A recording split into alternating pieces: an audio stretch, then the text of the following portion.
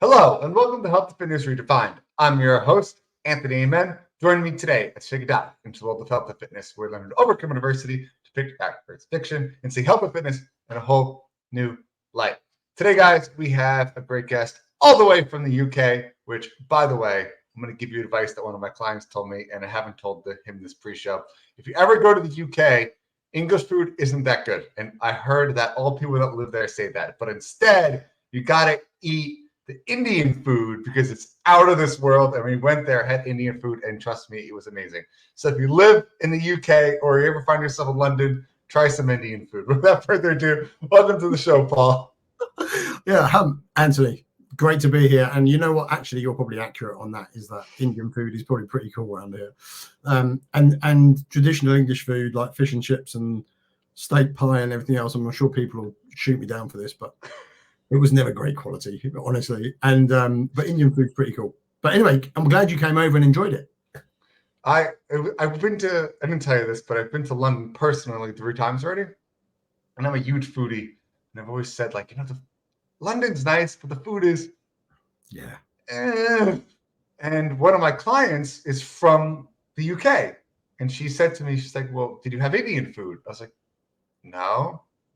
You have to have Indian food in the UK, ding dong. Like that's the food you need to eat. I was like, okay. So it doesn't matter where you go, you will thoroughly enjoy it. So I didn't think anything of it. We went on a weekday. We showed up to one restaurant and they told us, I was like, how long is the wait? Oh no, there's no room.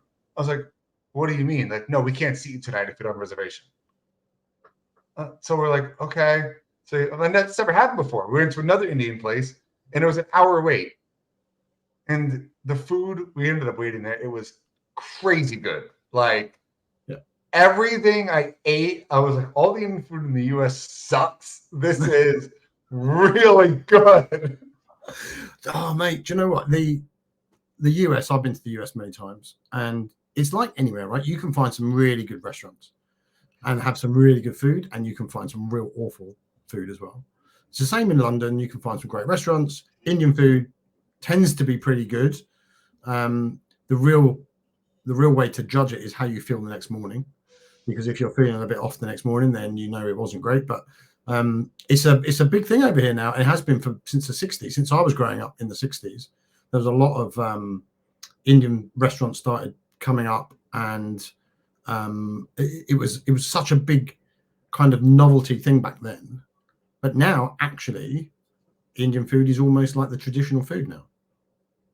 Yeah, it was great. And I'll say one more thing. I think it's a whole Europe thing. So it was in both the UK and in Ireland. They have different menus for those with gluten intolerance and lactose intolerance. Yeah. And when I'm really lactose intolerant, and it was always annoying. It's like, you don't know what has milk in it, especially if you're an Indian. Like, you don't know. Yeah. I don't know what half this stuff is. And you could just order and not have to worry about regretting it the next morning. I was like, why don't we do this here? Like, this is awesome. It's just separate menus, and I know no matter what I get, I'm fine. Yeah, they do it really well. Actually, they cater well for the customer. Anyway, yeah. I need to have a food podcast. This is what I always talk about. But anyway, let's talk a little bit about you, Paul, and how you got into the functional medicine realm. Oh well, it's a very long story, and it started in 1966 when I was born, and kind of went from there. But realistically, for me, I've always had an interest in health, and I knew you were going to ask this question because we get some notes on the show right before we come on, and also I've listened to some of your podcasts, and I know that that's your first thing. And I was thinking about what is my answer to this going to be, and I'm hoping that it gives you a little bit of insight into some stuff. In the 60s and 70s, especially the 60s, the way children were brought up was quite strict. They might have been let to run riot, and do what they want to do. But when you were in the house, there were certain rules and you stuck to them, and you would never question them, and you would never deviate from them. It's a very strict upbringing. And the 60s in London especially was very kind of fast paced. And I say all this because in my childhood, it was fine. I mean, it was okay. There was no traumas or anything like that. but there was definitely a lack of emotional support or contact or, lots of love and affection. There was very little of that in my upbringing. She's fine, right? But it has an effect on you. And one of the things we grow up with are these beliefs around what makes us valuable.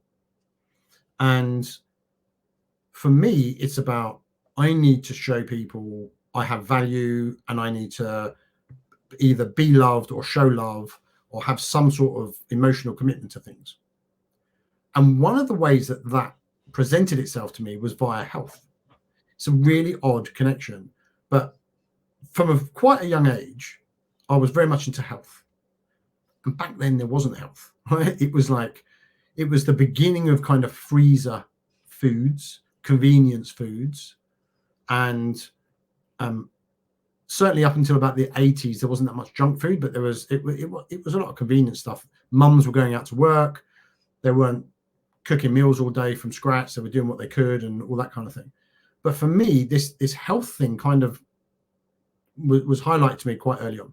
Anyway, fast forward, I went and I worked in the City of London, started the biggest independent investment house in the UK. Massively stressful job, hated it, very detrimental to health, stress, and all the rest of it. Right? Just didn't like that whole environment, and decided, you know what, the one thing, the passion that I've always had is health. I've always exercised, I've always looked at dieting and nutrition and what is that kind of thing. Let's make something out of that. So that's what I did. I naturally transitioned into doing something that I was passionate about, and many decades later, we now have a global functional medicine practice that treats patients all around the world, and I love every day of it. It's fantastic. I love it. And functional medicine means a lot to a lot of different people. So in your words, what would be your definition of functional medicine? Very difficult, because I think the definition is that you treat the root cause of the individual. That's really what it is. Now, what's the root cause? Well, there's never just one thing. And this is a really important thing for people to understand. It's never just one thing. It's always a combination of things. So it could be a combination of beliefs, like me, right? For example, I'm striving to show value and be of value to people, and that's why I do things. And your show I listened to recently with Dr. Anthony regarding some of these belief kind of processes, and where you get your real true motivation from, the real why, that is a huge factor in most people's health journey. And so if no one's listened to that, we haven't listened to it yet, go back and listen to it. I really recommend it. But so it could be beliefs that your root cause is coming from. It will also be toxicity generally in most people, be it mold or heavy metals or environmental toxins, chemical toxins. There's going to be some pathogens that you collect along the way. You're going to have some sort of viral issues. All these things you collect as you go. And then you get this kind of buildup of a toxic load in whatever form that is. And then you've got to try and peel back, okay, what's really going on, and fix that stuff. And it's individual for everybody. It's never the same thing twice. And so functional medicine to me is find out all the root causes that are presented now in symptoms. And symptoms are things like cancer, by the way. Cancer is a symptom of a lot of underlying things. When we treat cancer patients, we generally find some very specific issues that we know are cancer causing. So the cancer is a symptom of it. Treat the cancer, that's lovely. But if you're not treating the root cause, it's coming back. So you have to get in there. So the functional medicine is treat the root causes, whatever they may be, and then design the right approach to fix them, put them all back into the right places, and then create this life that people have this capacity now to enjoy every day without having to worry about, is this the right diet for me? Should I be taking supplements? If I should, then what supplements should I take? How do I get the best training for me? What's the anti-aging thing I should do? Am I supposed to cold plunge? Is it supposed to be a sauna? All of that kind of stuff creates this uncertainty in people.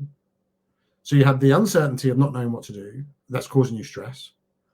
All of the symptoms of the problems because they're not being addressed. and the whole thing is just a big mess. So we kind of give people certainty that what they're doing for their health is the right thing for them. Yeah, and that's impactful and complex because one, it's everything you're doing in your life. It's the food you're eating, it's the environment you're located in, it's the people you're hanging out with, it's everything plays an impact on your health. And then it makes it even more complicated for how to treating something like even specifically supplements. And we could touch on that briefly. There are thousands and thousands of supplements, unregulated. Who knows what's really in them? And you have to learn to figure out what brand is right, trust that specific brand, and then know exactly what you're taking to take something, and not just haphazardly taking a supplement, because you might actually be doing yourself harm if you're taking the wrong thing. So 100%. how does a normal person digest the crazy supplement world? They don't.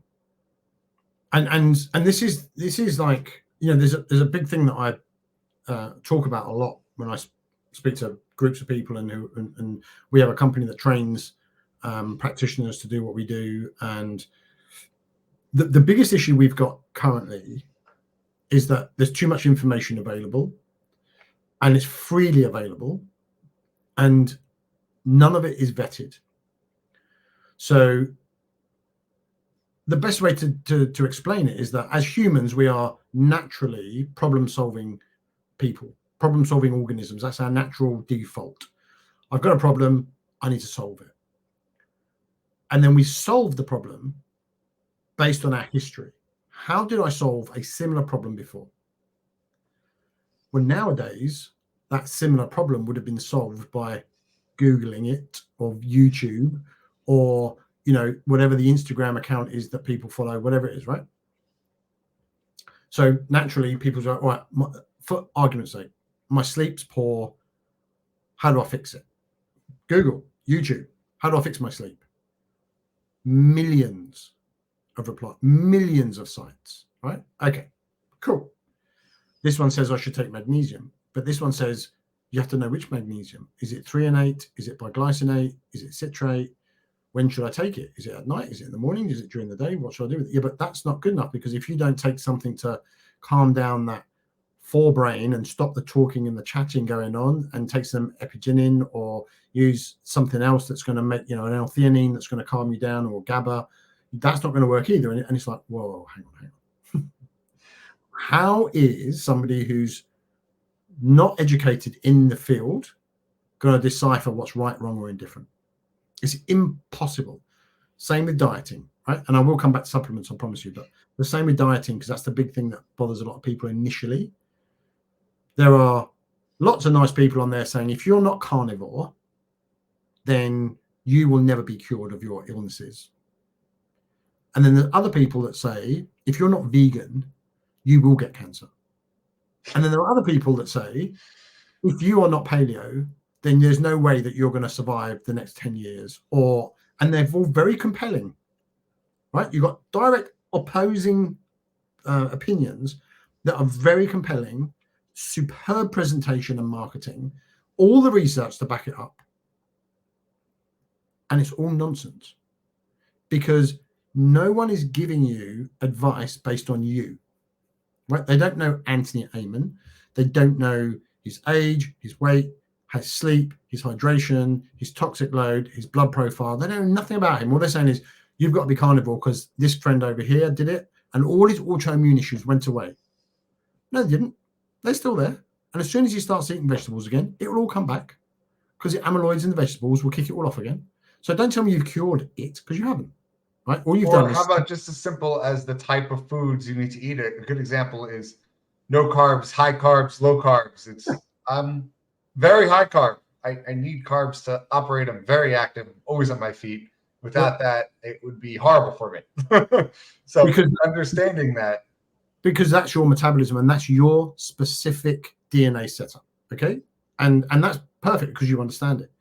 Going back to supplementation, like you said, hundreds of thousands of different supplements on the market, all promising the most incredible effects. I am yet to take a supplement that gives me the promised revelationary effect that it has been touted to do, right? Now, it doesn't mean you shouldn't take supplementation, but very few of them actually deliver what they're supposed to. And then the other thing, which is something people do not take into account. So through our practice, we only supply nutraceuticals, which are basically natural forms of that will have pharmaceutical effects.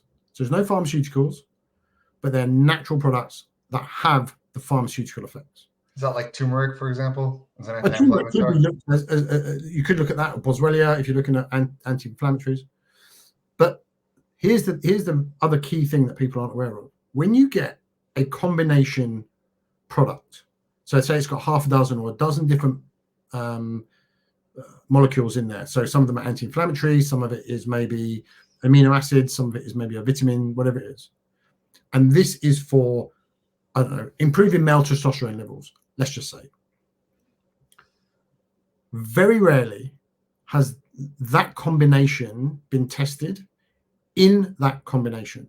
So that might look at things like, say, maca root or D-aspartic acid or something else, and they all individually may have potential benefits. And then people go, okay, well, if those 6 things are all good for testosterone, for argument's sake, or those 10 things are all good for sleep, or those things are all good for liver, well, we'll put them all together, then you're going to have this magic product. But you have to test them all together as well. And there are very few companies that do that. I think a great example of this is multis. 100%. We're all, and I'll use your word, all rubbish. Right? Because, well, you get a good one, get a very good one that is tested in combination, that's liposomal, and you can actually absorb, then you're probably going to get some value out of that. But if you depending on, I'm talking more from mainstream. If I live in the US, I'm going to Walmart, I'm picking up a multivitamin from Walmart or from Costco. You can tell from the first ingredient, which is calcium, the type of calcium they're using. It's the least absorbing calcium because it's the cheapest. Correct. But then you come back to the real issue. The real issue is, do not walk into Walmart or CVS or Whole Foods and buy supplements, because you don't know if you need them. You're taking this online advice or your friend's advice, or I took a B complex and I feel all this energy, I feel amazing. Oh, I'll go and get one then. Well, why?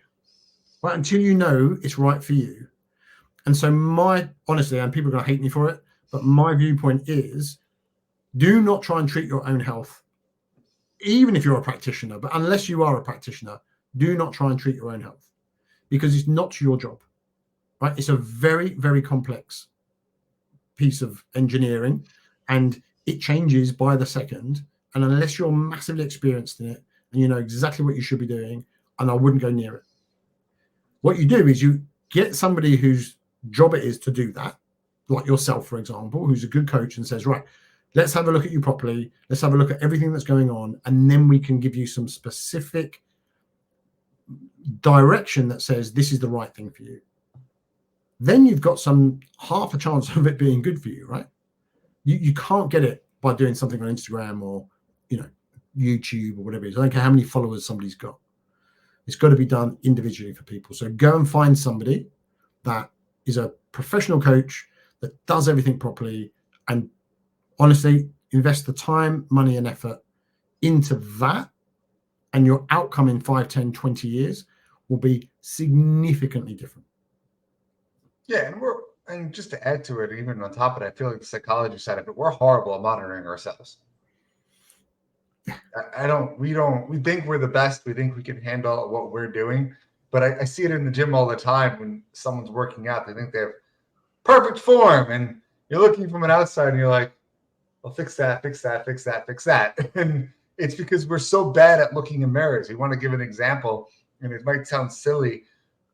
I look in the mirror and I think I have zero muscle on my body, because we all have body dysmorphia, right? We all see something else in the mirror that's maybe not necessarily true, but that's the same thing when we're testing our own health. That's the same thing when we're looking at our form. We don't really see what's really there when we're looking in the mirror, unlike somebody else from the outside who doesn't have those biases looking at you to help go through and really get you on the right track? Well, we can always justify everything that we do. Yeah. And that's it. So, it's fine for me to eat this. I know I wouldn't say that to other people, but it's okay for me to do it.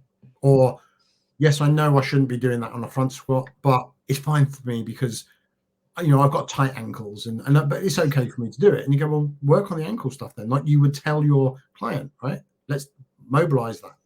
No, yeah, but it's okay. Well, no, it's not okay. And you're absolutely right. We've got every excuse as to why we can have a comfortable life, and therefore it allows us to get away with all of these things. And then someone outside of that who has no interest in you having a comfortable life, they just want you to have a healthy, amazing life, they're going to pull you up and say, no, don't do that. Do it properly. Do it this way. Very hard to keep ourselves on track.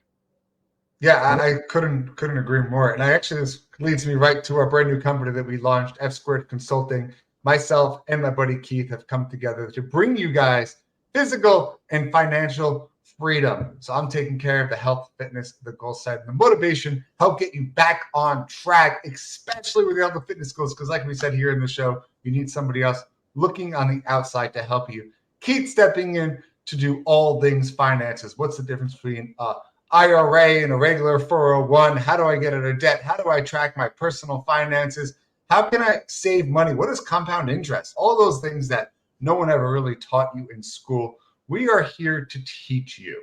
This company, we didn't start to sit here and be your consultants forever. We started it so we can teach you to be literate in all of these things so you can learn it on your own and be a better you. We all understand, especially for those entrepreneurs, that you are very busy taking care of your business, building it, growing it. And we get that, but you need to take care of yourself. It is the most important thing, whether it's your financial or your physical self. So with that being said, guys, check us out, FitBodies, fatwallets.com. Again, that's FitBodies, fatwallets.com. We're offering 10% off for all the podcast listeners. Please go check us out, and we hope to hear from you all soon. That was a great segue, Paul. But I do want to ask specifically about what you do in functional medicine. I want to dive a little bit into blood work because we've talked about it once or twice in the show, but it's been a while. So when you run somebody's blood panel, what are you looking at? Like, what are some big red flags that you're seeing that a general practitioner is not? Because I know they're looking at your basic samples, like your white blood cell count, your red blood cell count. So what are you looking at differently?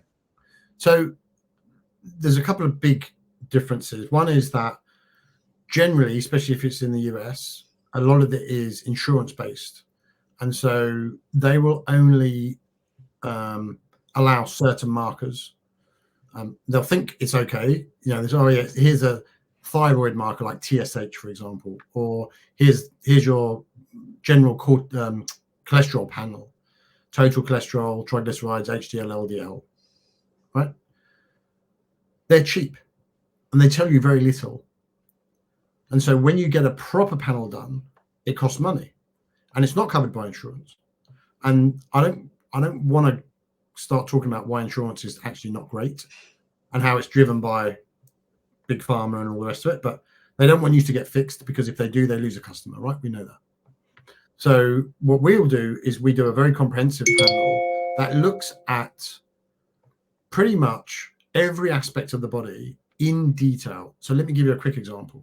Thyroid, which is, a lot of people know that as it's in charge of metabolism. It's in charge of a lot of other things as well.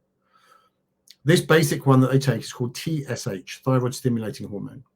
And that just tells you if your brain is sending a signal to your thyroid to make thyroid hormone. That's it.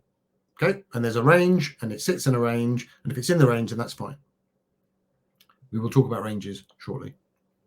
But it doesn't really tell you anything because it tells you the TSH is working, that's signaling. But then, okay, how much thyroid hormone is your thyroid making? And that's something called T4. And oftentimes they'll check for T4, thyroxine. But that's all lovely. But T4 is a very inactive form of thyroid. So then you need to know how much T4 is getting converted to something called T3. T3 is an active form. And then you have a feedback loop. T3, if it's too high, will tell the brain to reduce the TSH. If it's too low, it will push it up. However, if that feedback loop is broken, or you're not converting T4 to T3 effectively, all of that is non-consequential if all you're seeing is TSH. So just don't go deep enough. Another example would be cholesterol. Everyone would have heard of cholesterol, HDL, supposed good cholesterol, LDL, supposedly bad, and something called triglycerides, which is the fats in the blood. Triglycerides, for example, can tell us a lot about how your adrenal stress is, how your body is coping with pressure and all that kind of stuff. This is fats in the blood.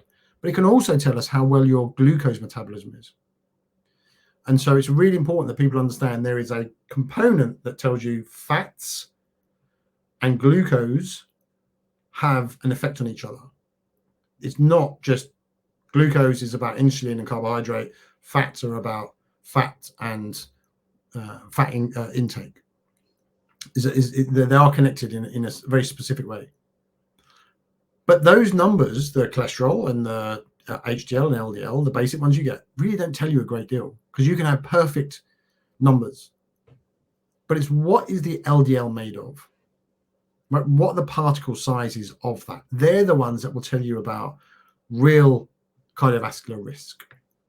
Because if they're the small, very hard types that damage the endothelial lining of your cardiovascular system, so your circulatory system, all your veins and blood vessels have this thin lining, hard pellet-like small particle LDL will damage those linings, cause inflammation, that starts to bleed, that starts to create a blood clot. The clot will then just get covered with plaque, and that's how it will get protected.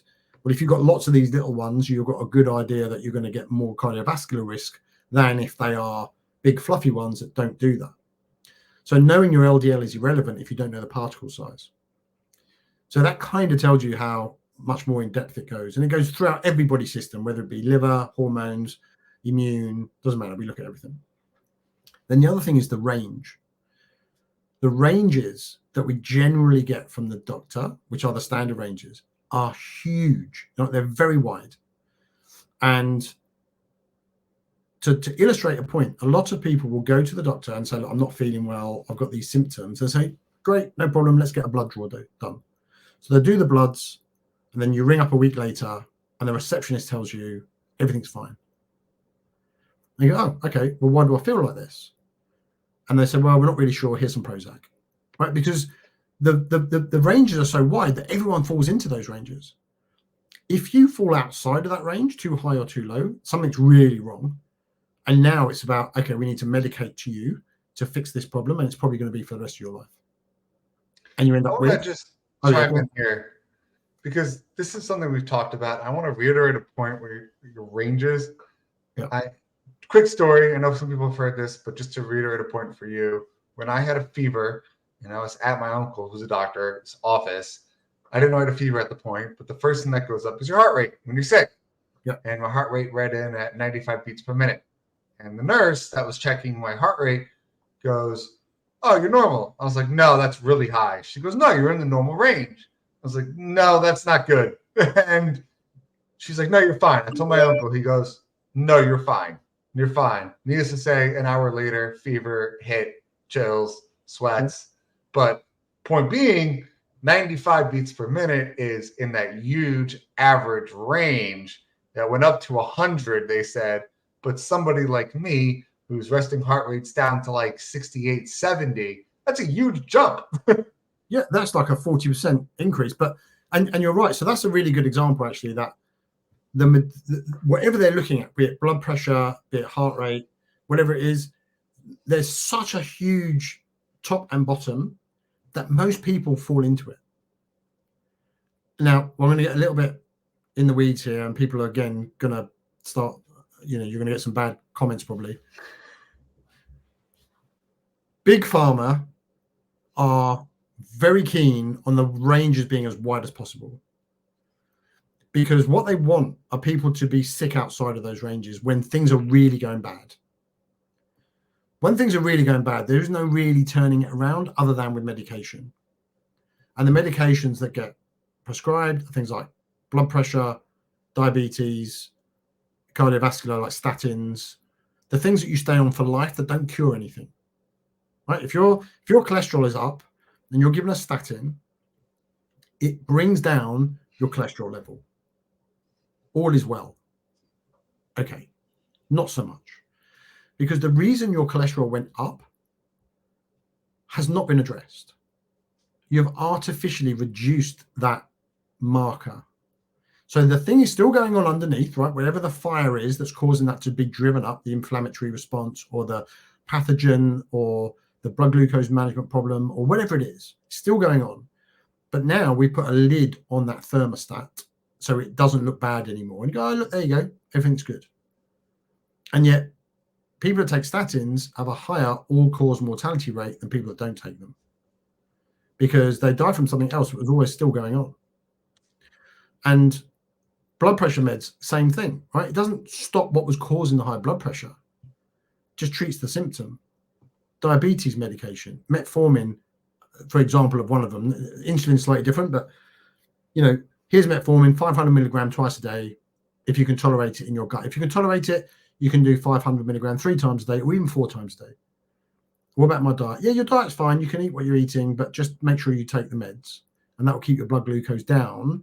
And I've dealt with people, and I say, we'll use the USA as an example, but all over the world, where they're being told by their doctor that these astronomically high blood glucose levels are fine. As long as we keep you into this like 150 milligram, or it depends where you are in the world, but I know in the US, it's like you want to be sitting in around 75 to 85 of a morning. And some of the doctors are saying, 120 is fine. 140, that's fine, no problem. You've got diabetes, just keep taking the meds. It's not fine in the slightest. And the meds are not doing anything. They're just artificially bringing it down. So ranges, treating symptoms, all of that kind of stuff, it does not work. Because if it did, we would not have the highest rates of cancer, diabetes, cardiovascular disease, Alzheimer's, and dementia that we've ever had in the history of the world. We're supposed to be the smartest we've ever been, and yet we're the most broken and sick we've ever been.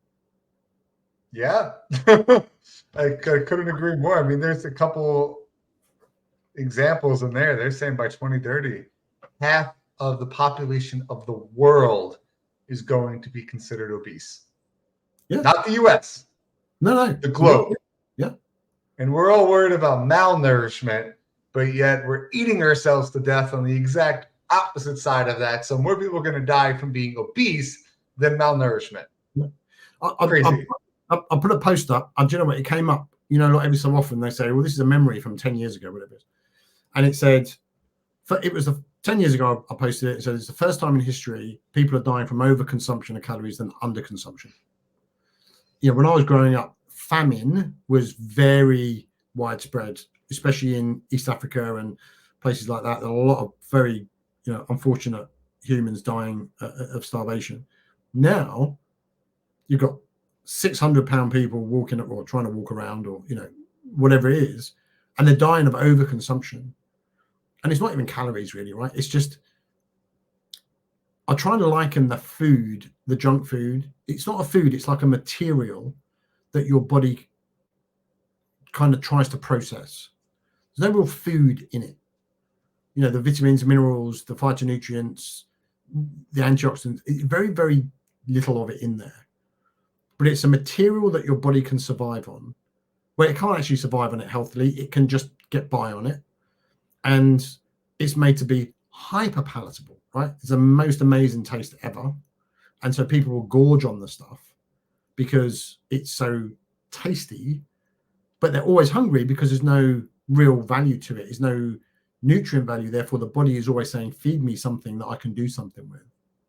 Yeah, the body's starving, but the stomach's full. Yeah, 100%. Yeah.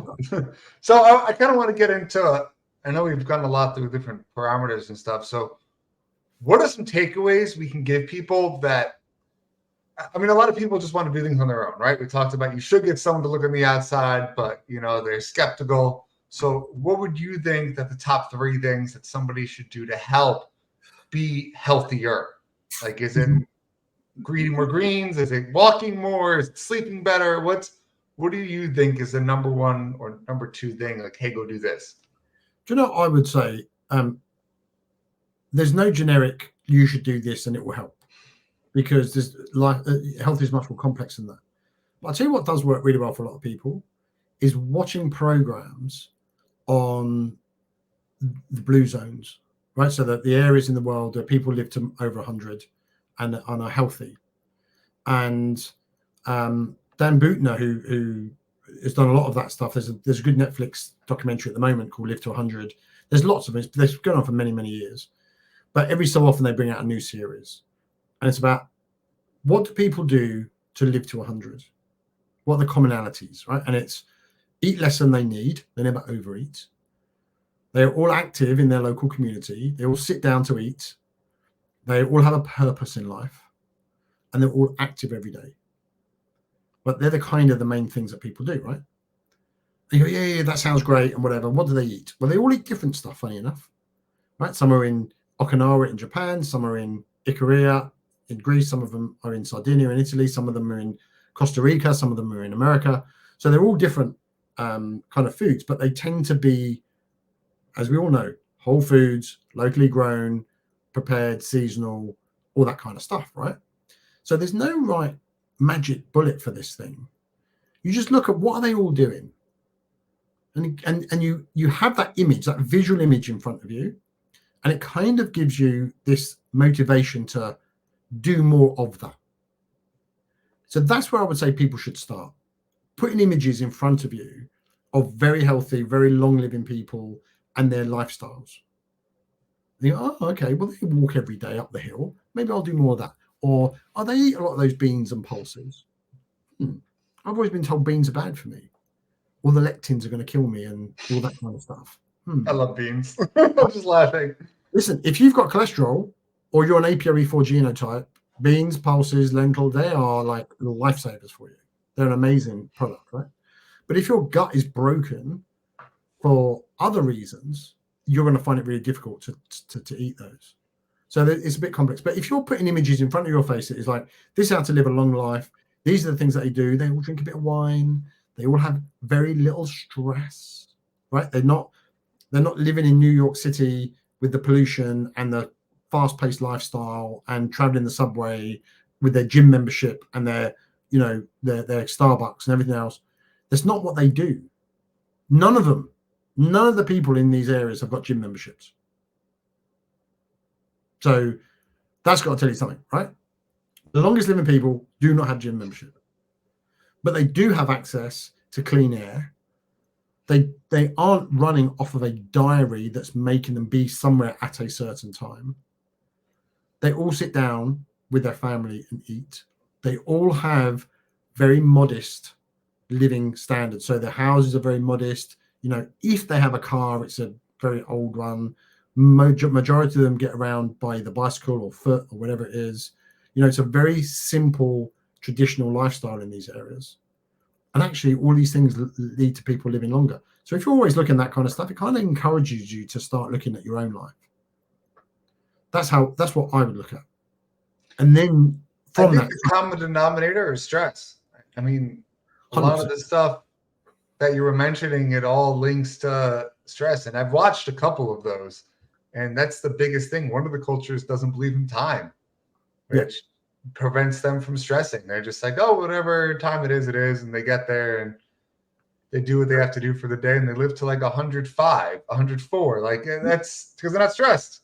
But not being held together with pills and potions. They live to that age and they're still active and they're like, okay, I'm done now. I'm good. Let me be clear. They're mentally sound. Yes. At that age. Yeah. Age is irrelevant if you don't have the capacity to live. That should be a quote. Wow. It is, because if you're, it's about this long, healthy lifestyle, not just a long life. And if you're compromised in any way with your mobility, if you can't think straight, if you've got dementia, if there are issues with any kind of daily living tasks, then it's just horrible. There was one I was watching a couple of years ago, I think it was now. And I'll tell you what it was. Zac Efron did a series, the first series he did, and again, that was on Netflix, I believe. And they went to Sardinia and they talked to this 93-year-old guy. And his house was this really modest, almost like one room downstairs, maybe 2 rooms, kitchen table, wooden chairs, no flash car, no big watch, no, handmade suit, none of that kind of stuff. He was just very happy doing his thing. Every day, he's 93 years old. Every day he'd walk to the bar, the local bar, with all his friends, and he'd sit there, have a glass of wine, chat, walk back up the hill to his house, take his time, do whatever it was. And they were talking to him, and he got very emotional about the fact his wife died a few years earlier, and he'd been with her for 60 years or something crazy. And that was the biggest problem in my life, and da-da-da. And he said, but you're 93 now, how do you feel?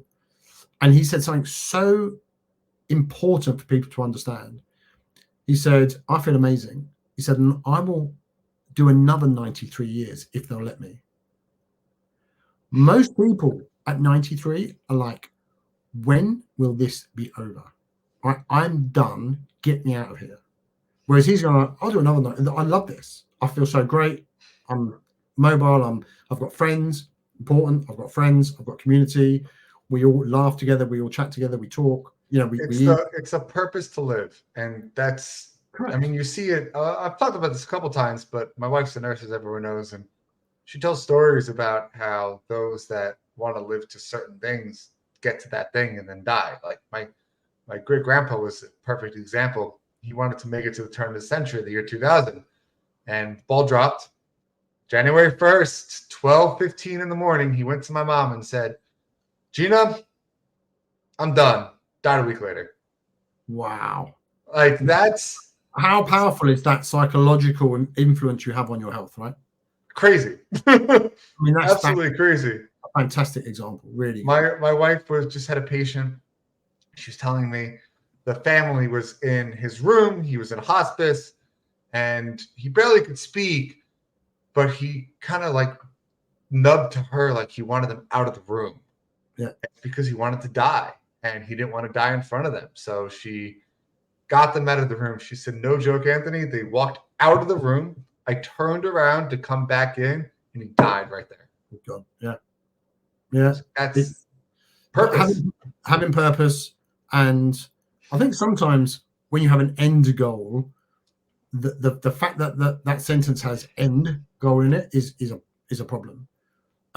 But when people are living a long, healthy life and they're enjoying every day, and they're just, can't wait for the next one, that has a huge amount of influence on longevity. The other thing I want to mention quickly, I know we're running out of time, but your company, your consulting company, see this financial component. That is a major, major player in people's health. And if people don't understand that, they need to understand what poor financial management does to their health, right? The stress, the worry, the long-term effect that has. Oh, I will sort this next time. I'll get it done in the next few years. Right now, I just need to do this. No, that's not what you need to do. If you want health in general, you need to be a happy person, and you cannot be happy while you've got financial stress. And if it's not your job to be a financial advisor, talking like as someone that started the biggest financial investment, independent financial investment company in the city of London, if it's not your job, get someone who knows what they're doing, like Anthony's friend, to do that for you, because it is a key component when it comes to your overall health. One of the many. So don't just brush that off. I just use the example of somebody else. I was like, this is what people don't get. Your physical health, the healthier you are physically, the more financial success you have, because your brain will be motivated, you'll be thinking, you'll be able to come up with new ideas and save. The more financial health you have, the less stressed you are, the better your physical health, so the easier it is to lose weight, the easier it is to build muscle, because you don't have that burden. They are so intertwined in each other that you can either get both running a negative feedback loop and plummet, or both running a positive feedback loop and really escalate your life to the next level. That's why we decided to put it together. But it's true, but they run naturally in a negative feedback loop. Yes. That's the natural default. unless you have somebody looking after you professionally in both areas. I'm financially stressed. I'm going to go to McDonald's to save money. I'm going to get burgers, which is going to hurt my physical health. Now I feel like shit. Now I can't get to work the next morning because my stomach hurts. So I'm burning off time of the day doing that. And I can't make enough money now because it just, you get the point. Yeah. But Paul, I want to ask you the final 2 questions because we did run out of time here. The first one is, if you were to summarize this episode in 1 or 2 sentences, what would be your take-home message? It would be, if you want certainty in what you're doing for your health is the right thing for you, get a professional to help you. I Do not try and do it on your. Couldn't agree more on that one. Couldn't agree more. And the second one, how can people find you, get a hold of you? How can they find out more about what you do with functional medicine, get involved in all this stuff? Easiest thing is go to paulburgess.uk website. You will find all the resources. There's loads of free downloads and all that kind of jazz. There's information about what we do. All the social media links are there as well. You can book a free call. One of the things that people should really do is click the link that says book a free 30-minute consultation. It's no charge. I'm very happy to speak to people about anything, because very often it's not just the health aspects. It's, like we said, the beliefs, the mental aspect, the fact that they feel in a rut about something, and how we can kind of encourage them to get out of those things.